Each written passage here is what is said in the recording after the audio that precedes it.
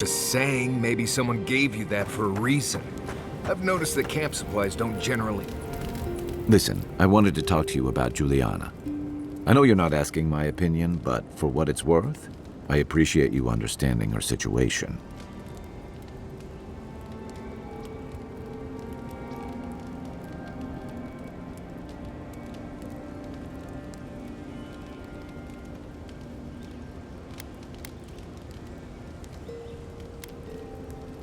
Fair enough.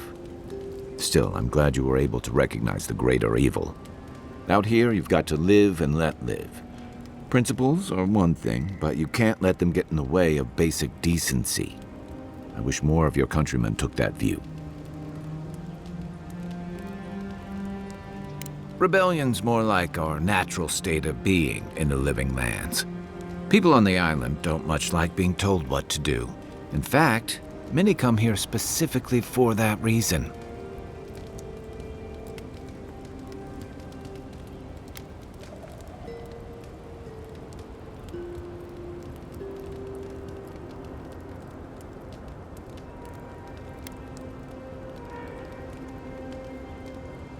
Don't speak too soon, because they may have followed you here. Paradise used to be a lot more violent. Now, bandits like the Sparrowhawks at least have to limit their activities. Of course, that change has come thanks to Ambassador Heelguard's Aedyran troops. And the Stilgarrote. Ludwine and her paladins have been busy in the hinterlands. It's all rumor and speculation, but I don't think they're making your cause any friends. I don't like to gossip. Since when? Okay, I like fun gossip. They say she's hunting down so-called agitators, flattening entire settlements that stand in her way. Of course, all the news reaching Paradise is jumbled together. Stories about the Dream Scourge, the Stilgarrote, and the weird happenings that are almost commonplace around here. So it's hard to say what's true.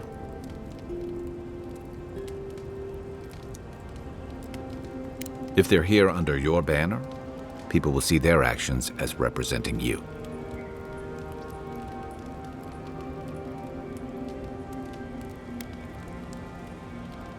I think you're right. I don't know that these rebels are all that organized yet. But where there's foam, there's rocks, as the saying goes. And I've got answers. Some of them may even be true. I'm well past seconds myself, if we're counting. Even decent people make mistakes, and the rest of us can grow, with a little time and grace. If I had to list them all, we'd be talking all night.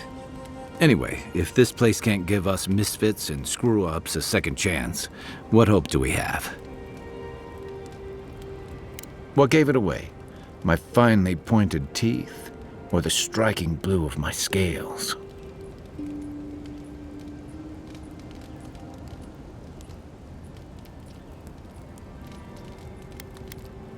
I usually hear that from someone who's enjoyed the height or position to fully appreciate it, but I'll never turn down a compliment. I'll let you know if I think of one. Don't be jealous that you only know me by my rugged jawline. As rare as we are in many parts of the world, it's nice to be appreciated as something other than a magnificent bruiser. Fair enough, my people are known to roam. Almost as much as Marius's more far-flung brethren outside the living lands. Right, sounds like Pargrun and elsewhere know better than to stay cooped up in a keep somewhere. Rauatai's hardly a hospitable environment. Many of us end up settling elsewhere or making a living on the go. That's where you get the popular image of the Amawa bodyguard or mercenary. Don't sell me short. I've also been a drifter, a middling carpenter, and a terrible card player. Don't fall for that. He'll hustle you out of your last coin. Keep going, and I'll have to tell the story of the time you stumbled into a Zarp camp in rutting season.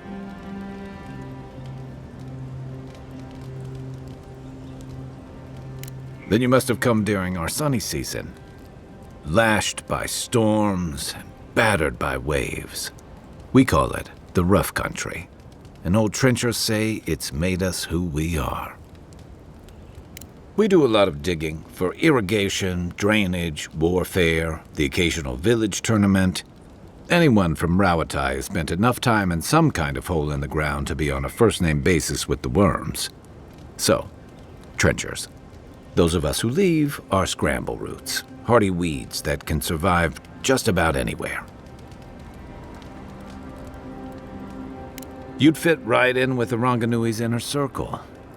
It's true that the same things that make Rauatai a difficult place to live have shaped our people and our kingdom.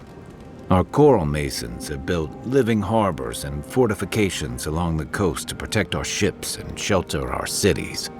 For all our shortage of fertile soil, Rauatai's land is abundant in saltpeter, copper, iron, most of the other materials you need to outfit your military with weapons and cannons.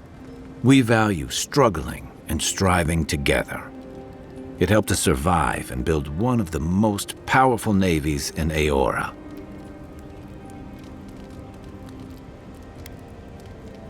It's been hard-won across a variety of conquests, cooperatives, and trading colonies.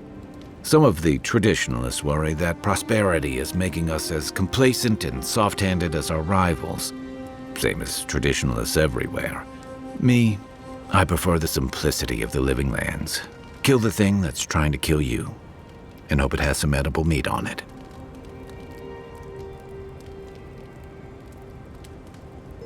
You're asking me? I'm not much of a gossip. Okay, who do you want to know about?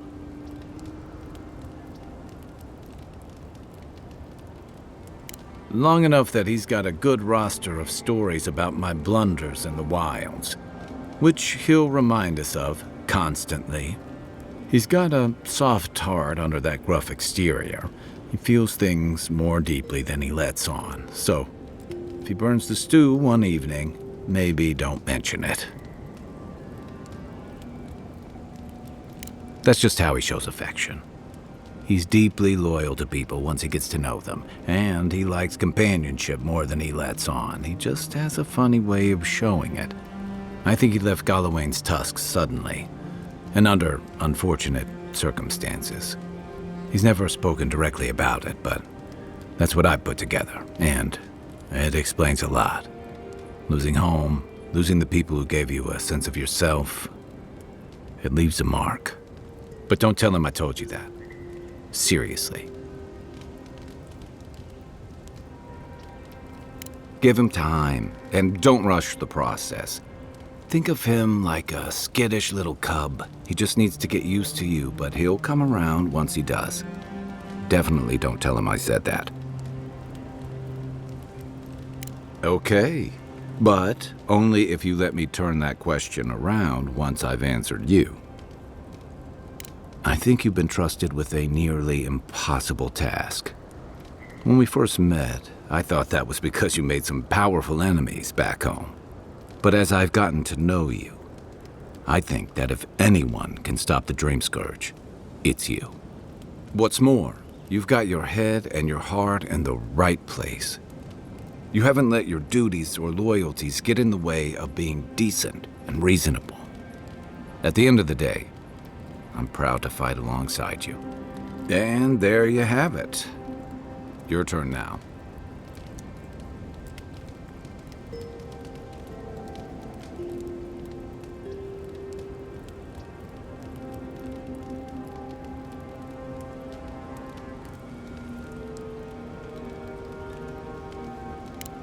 Oh, well, that's nice of you to say. I don't mean to be rude.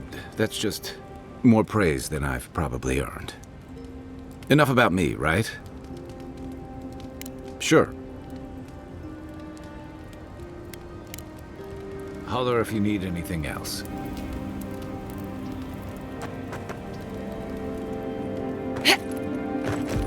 Fior Messiverno, huh? Guess if you're looking for an animancer, that's the place to go.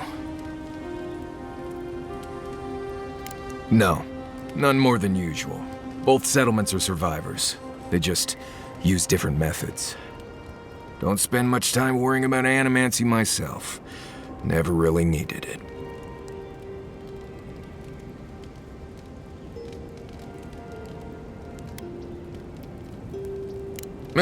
That's fair.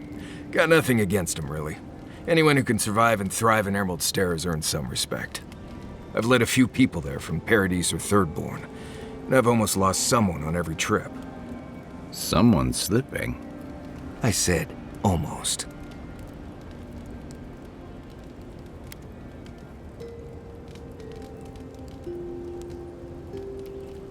Of course I can. You're stronger than the typical explorer, and Kai, well, he's got us. Just remember that the next time I draw fire away from you two. Right. Changing the subject? Right. What do you want to know? Lovely place, as the Living Lands goes. I advise most people to stay around here if they're looking to settle. Paradise isn't the safest place in the world, but it is the safest place in the lands.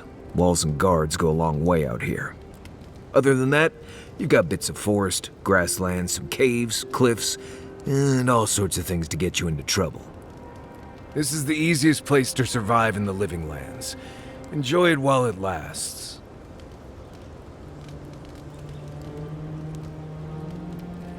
Honestly, I don't listen out for gossip much. I don't know what to tell you. Enjoy it. It'll get worse from here.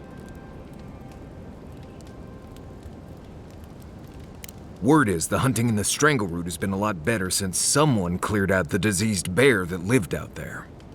I never hunt out there, but a lot of people owe someone a word of thanks and a half a jug of Wodak. If we haven't heard by now, we probably won't. A good hunter does the job and doesn't ask for credit. At least the people who hunt out there aren't going to get killed by a plague-ridden bear. That's something.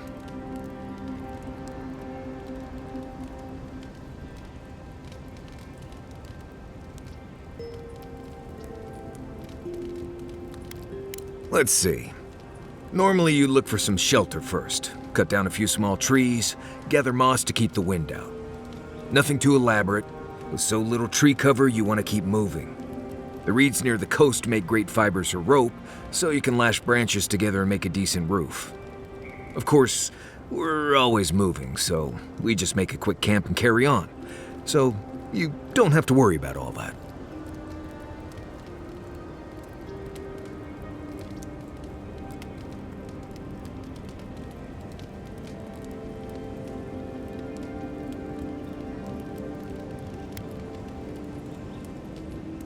I've been traveling with you.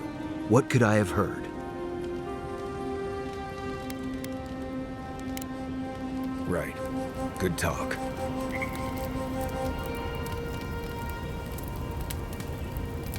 Not everyone warrants an assassination attempt, you know. You should be flattered. Good thing you rectified that for him. Decisively, I might add. It's too bad. Now that the Steel Garrote has made an example of him, others will think twice before trusting Aedyr and mercy.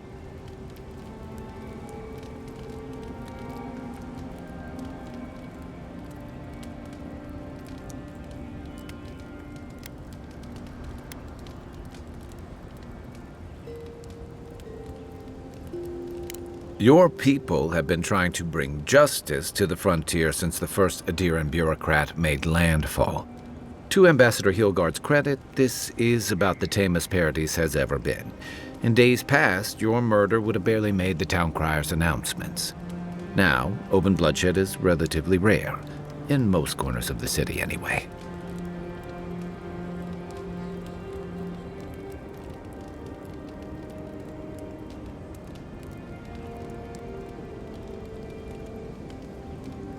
To some, others, like Egwolf, see the firm hand of authority closing around their necks. And Ludwine and the Steel Garrote are only making matters worse. They're a match to a powder keg. Your ambassador and the rest of the Aedyran forces have been dragging the frontier, kicking and screaming towards order and civilization. All the things that half of us moved here to escape. Then, one day, Ludwig and the Steel Garrote show up to reinforce the Aedyran presence, and they're as harsh as Wodika herself.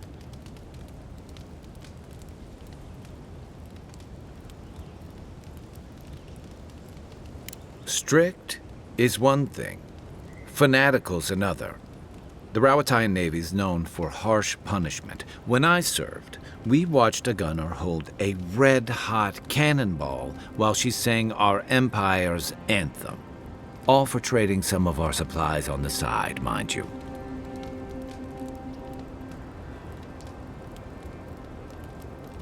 It also resulted in one of the most effective navies in Eora, or so the argument goes. However, that approach won't win many allies in the Living Lands, as Ludwig will find out. Judging from that meeting, Ambassador Hilgard and Ludwig don't see eye to eye. I'm afraid that means trouble on the horizon, especially if Ludwig starts operating around him. Like it or not, their differences could make trouble for you, especially since the Steel Garrote is here under Aedyr's flag. And I worry about what that means for the rest of us.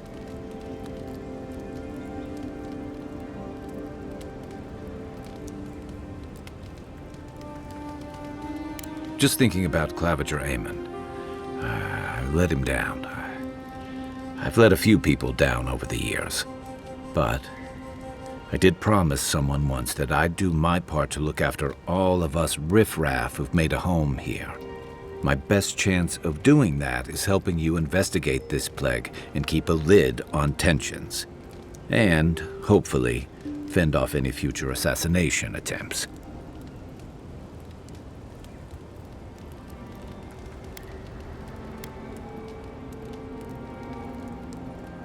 If you're going to put a stop to what we saw in the Strangle Route, I don't care what power you serve. None of us have a future if the Dream Scourge spreads. I think that's enough doom and gloom for one night. Sleep easy, Envoy. As best you can.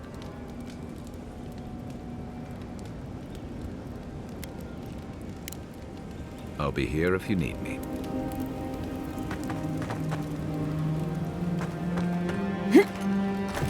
Right. What do you want to know?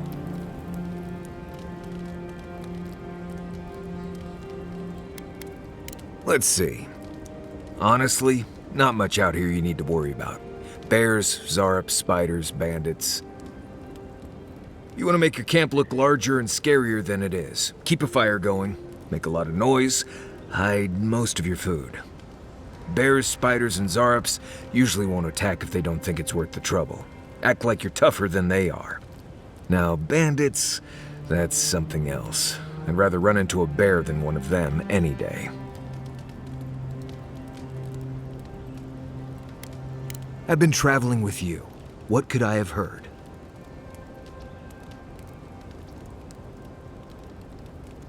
Oh, gods. Get out there and explore, Envoy. You'll be fine. Promise. Right. Good talk.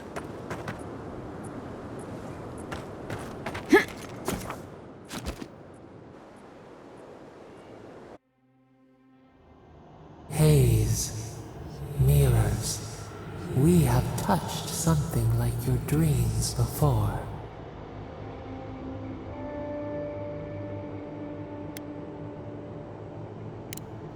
Our roots entwine, but we cannot linger here long.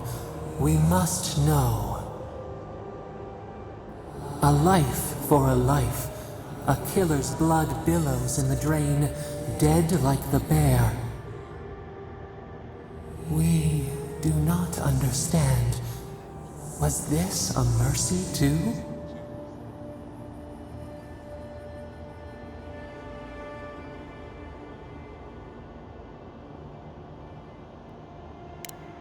Eat or bleed.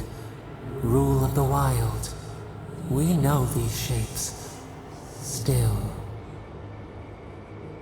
A dam broke. We wept in the dark when your soul slipped away. We feared for you, felt your agony. We could not forgive.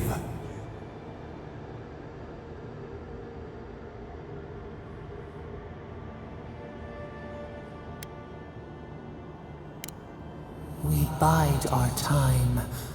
We wait. Wake now. We have tending to do.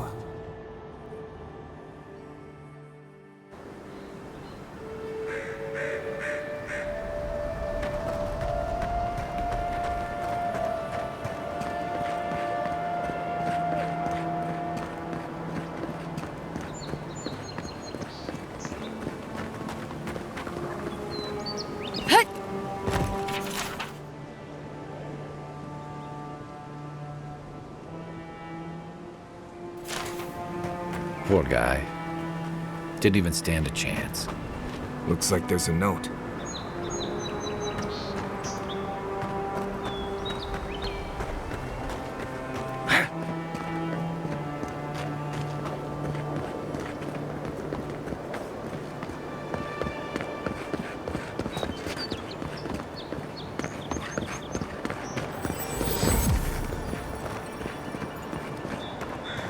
Something doesn't feel right here. Never has.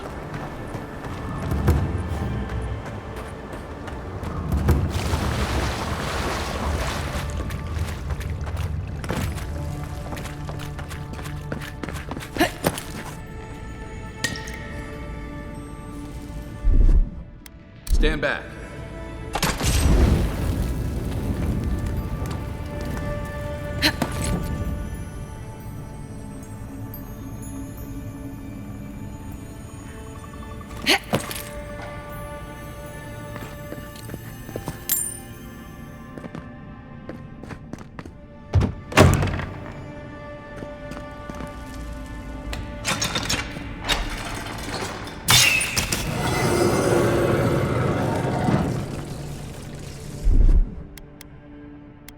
Here it comes.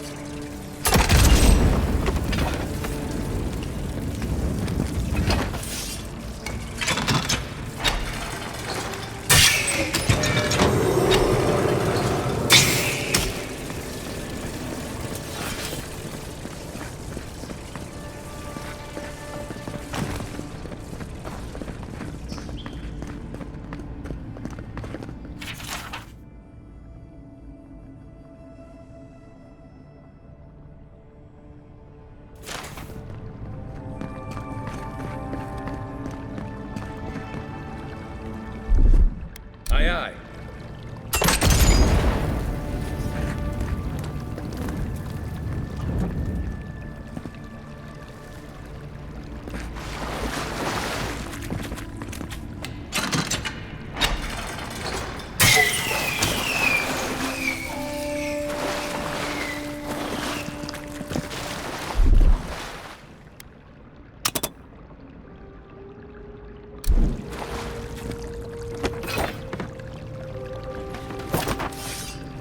We're set!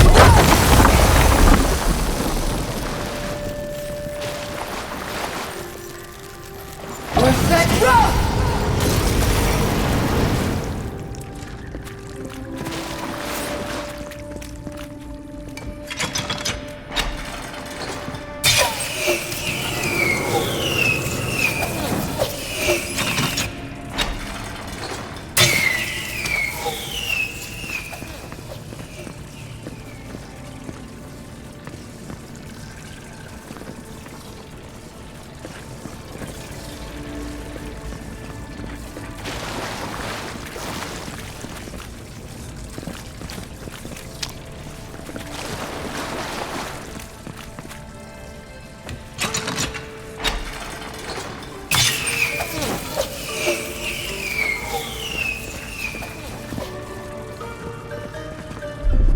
Coming in hot.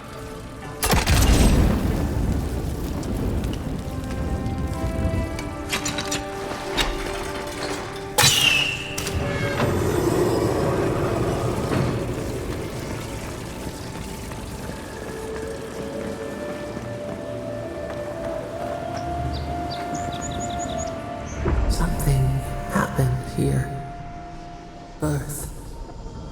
voices, arms building a wall. The ruins sleep in the field now, the only proof they lived.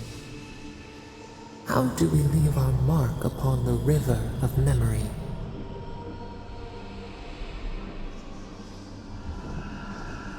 Planting seeds. The body dies, but ideals persist. Your clarity of vision soothes us.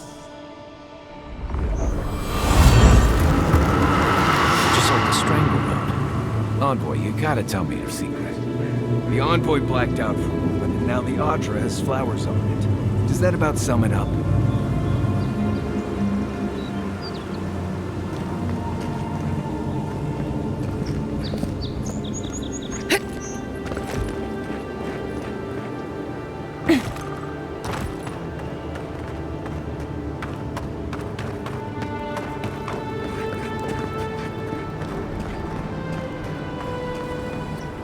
Envoy. Ironic. No. Paradis clearly understands your intent. Careful, he could be a messenger. Or this could get interesting. Aedyrians are all around us. It behooves us to be discreet. My compatriots have observed your judgment. We have a message for you.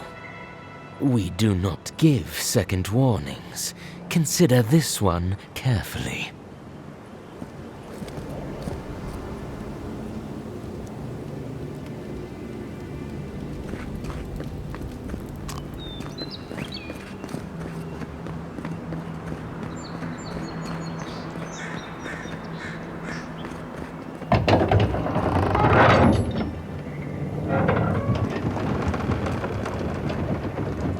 Hold a moment. They tell me you're going down wrong stair. Business or pleasure? Well, just remember to cover your mouth, sneeze into your elbow, and sleep with lavender under your pillow. Fair warning, Envoy. Before you showed up, Inquisitor Ludwine barged past me. She was looking none too pleased.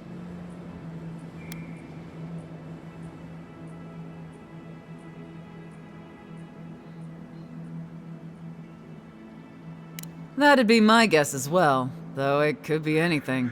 She seemed to have a lot on her mind. Anyway, I thought you should know Ludwine's on the prowl. Tread lightly. As long as she's not on our scent. Hopefully, your handling of Egwolf bought us some grace with her. You're cleared to pass, Envoy.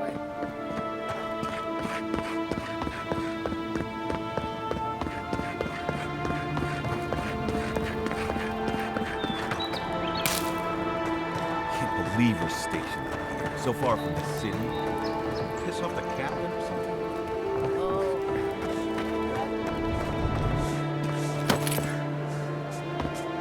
Might as well.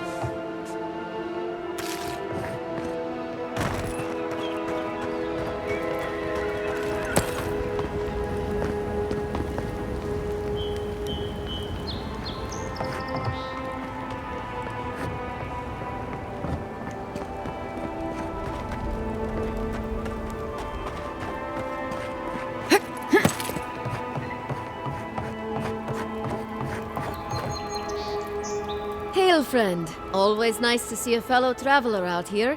Where are you headed? Truly? Then we're heading the same way.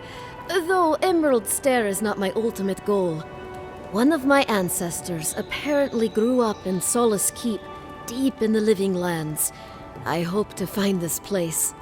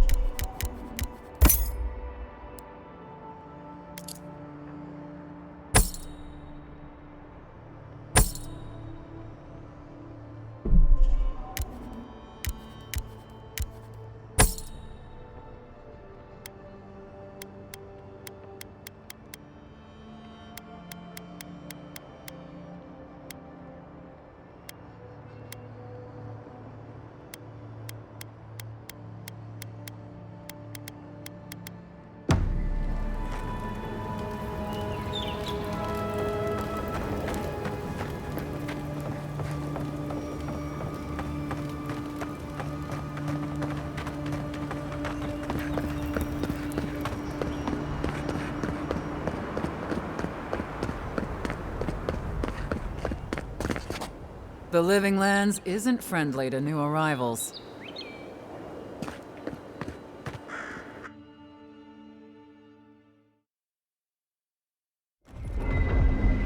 Can't say I'm sad to be leaving Paradise. I had no idea how tense things were with the Aedyrans moving in. An Wolf's death won't help matters. You had to know that might happen. I mean, you've met Ludwig, right? Regardless, the Steel Garrote will see this as an excuse to crack down. I get the feeling they've been looking for one. Steel Garrote? I figured they're just more intense Aedyran soldiers.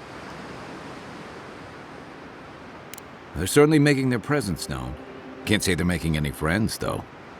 I don't like that Ludwig woman. She gives me the vrikas. Yeah, I've seen floggings gentler than the scolding she gave Hilgard. One's tacking when the other's jibing, if you catch my drift.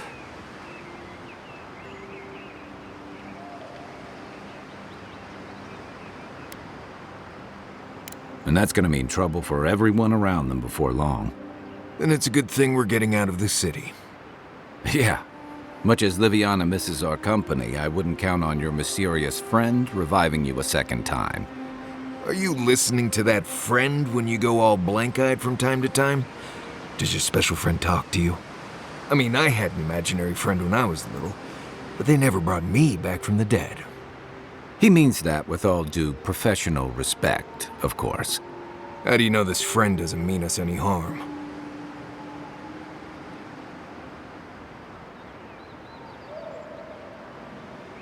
Unless they have their own use for you. That's what's giving me the shakes. We're headed to Fior Messi Verno to see if the Animancers know anything about the Dream Scourge, right? Maybe we'll learn something about your condition in the process. Right. When it comes time to deal with Animancers, you two are on your own.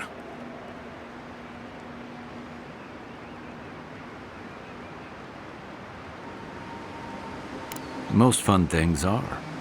They could stand around and have scholarly debates about souls all they want. Gives me a great opportunity to take a nap. I haven't been back in a while, but Fior is an interesting place.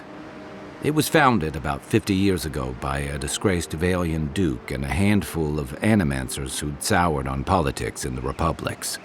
Town full of nobles, scholars, and leeches, all surviving off the work of the farmers who grow food for the whole island.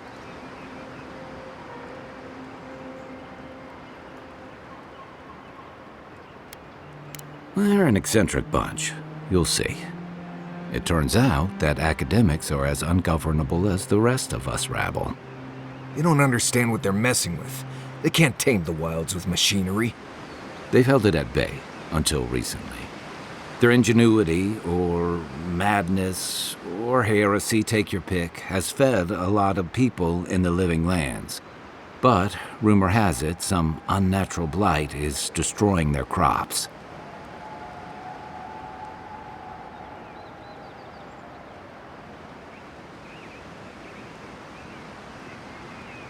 We'll find out soon enough. And while we're in Emerald Stair, there's something I've been putting off. An old friend from my time in Thirdborn had a cabin out in the woods. Tama. He passed a while ago, but he left something for me that I never got around to picking up. But since we'll be in Emerald Stair anyway... You won't regret it. Emerald Stair's lovely this time of year. Even the Delimgon bloom. No matter what I tell you, you keep picking flowers from things that want to kill you. Hey, they love me. You just gotta ask nicely. Compliment their foliage. Right. Maybe buy them a drink before they choke you to death with vines.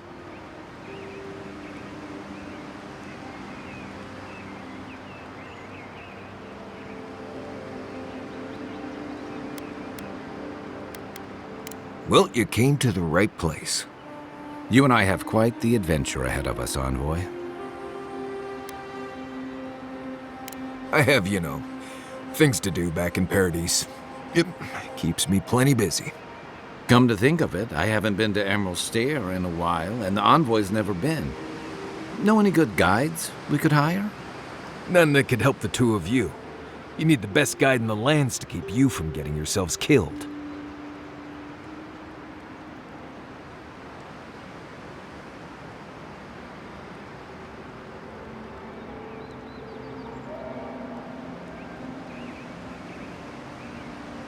Yeah.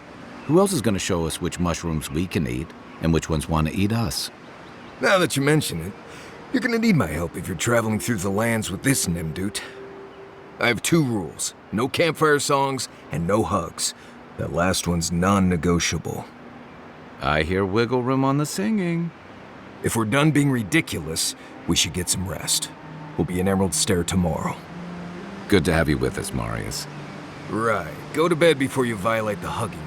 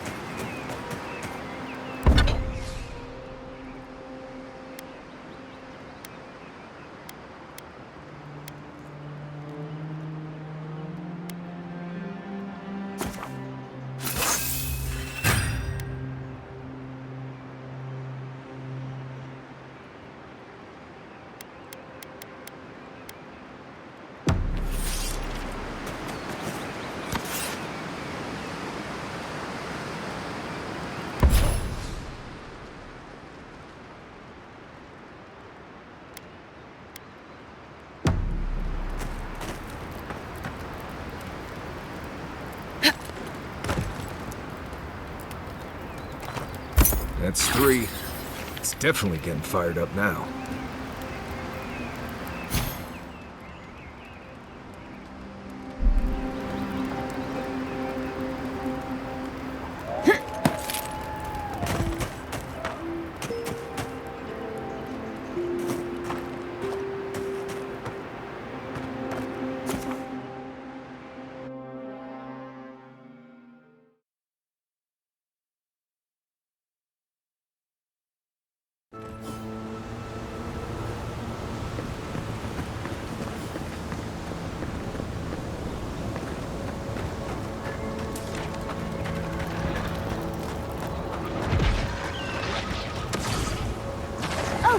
Would you be a dear and help with these spoilings, please? Looks like she could use our help. Coming from your right! We're set, roll!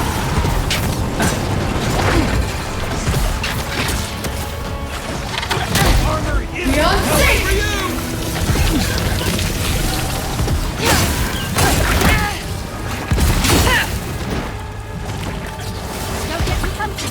More are on the way.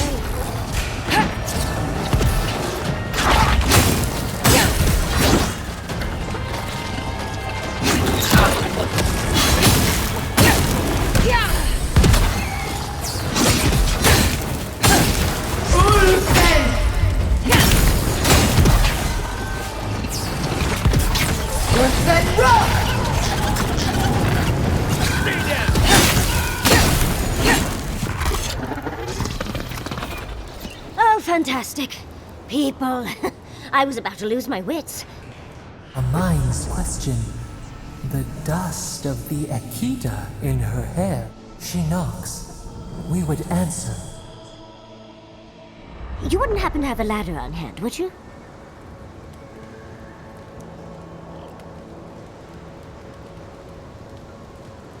Sansa! Absolutely not. Cute as a button, but he's so high-strung. I pursue my own academic interests. Interests that require the vase in the ruins. And a ladder. But perhaps we don't need one.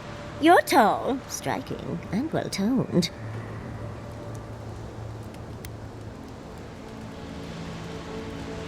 Oh, of course. Why would a priceless artifact be important? Well, I'm not surprised you don't know of the Godless. But they were here in the Living Lands long before we were. Long before anyone else, as far as I can tell. Give or take a few thousand years. They lived on every corner of the lands.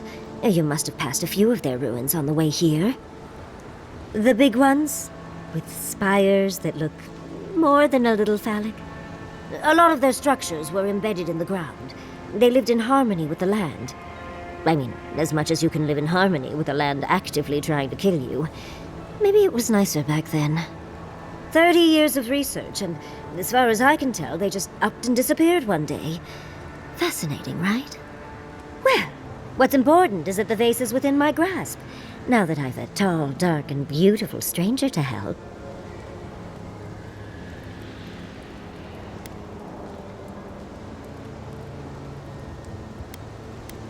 There's a vase in this ruin that's too high for me to reach. Fetch it for me. I can pay you in skates if you do. The vase sits atop that tower beside us, in the ruins there. And once you've got it, look me up. Yatsley, wizard extraordinaire, godless expert, and a Balrog in the bedroom. You do meet the most interesting people. I can get you 1,000 faces that don't require going into some ancient ruins. No one listens to me.